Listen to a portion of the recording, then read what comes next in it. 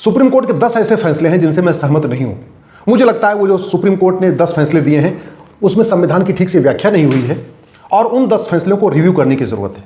उसमें पहला फैसला है जिसको मैं मानता हूं कि जिसको तत्काल रिव्यू करने की जरूरत है, वो है सेल्वी वर्सेस कर्नाटका।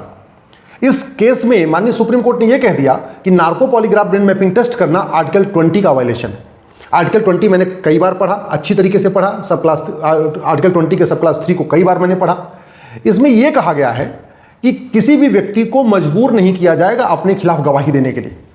संविधान में आर्टिकल 20 इसलिए आया था क्योंकि उसके पहले देश में अंग्रेजों की सरकार थी। अंग्रेज की जो पुलिस थी वो लोगों को मारती थी, पीटती थी, जबरदस्ती अपना गुनाह कबूल करवाती थी। उससे बचाने के लिए संविधान में आर्टिकल 20 आया था। Article 20 narco polygraph brain mapping test को रोकने के लिए आया ही नहीं था, क्योंकि जब ये संविधान बना था तो narco test, polygraph test, brain mapping test नाम का कोई टेस्ट था ही नहीं।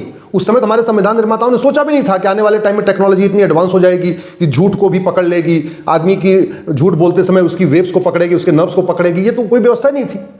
इसलिए मेरा मानना है कि ये जो सेल्वी वर्सेस कर्नाटका का फैसला है जिसमें narco polygraph brain mapping test को माननीय सुप्रीम कोर्ट ने आर्टिकल 20 का वायलेशन किया बता दिया है, वो गलत फैसला है। उसको रिव्यू करना चाहिए और इसलिए भी रिव्यू करना चाहिए क्योंकि भारत में 5 करोड़ केसेस के कारण 5 करोड़ लोग टेंशन में हैं मुकदमों के कारण।